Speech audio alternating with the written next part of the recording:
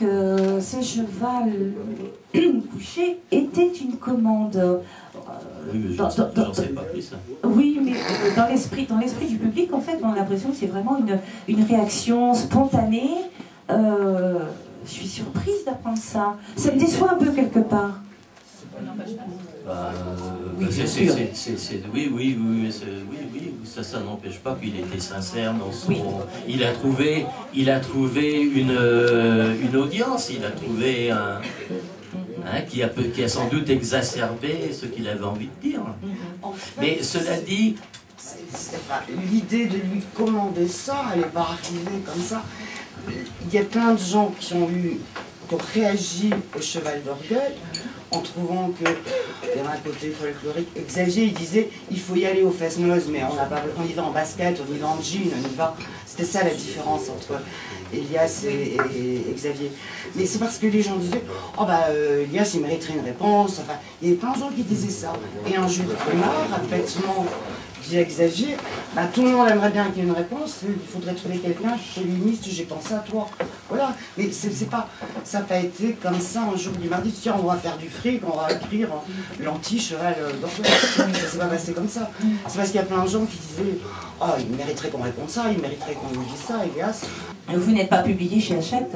Non, je suis publié dans ma pauvre maison parce que... je ne sais pas, mais Xavier enviait d'avoir eu cette idée qui ne m'est pas personnelle. J'avais copié Yann Bréquilien qui avait aussi publié, qui avait fondé sa petite maison. Et donc,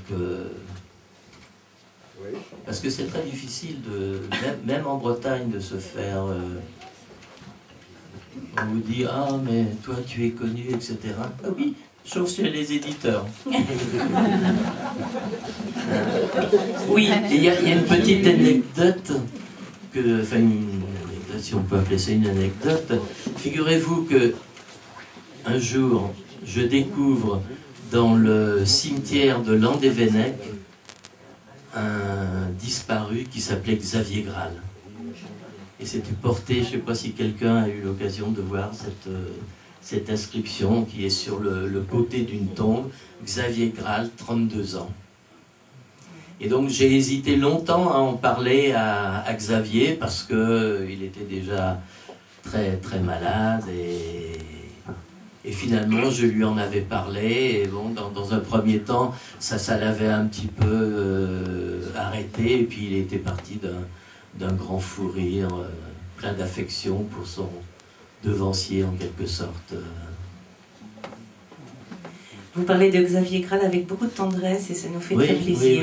Oui. Mais je suis lucide en même temps, comme notre amie Lily l'était aussi.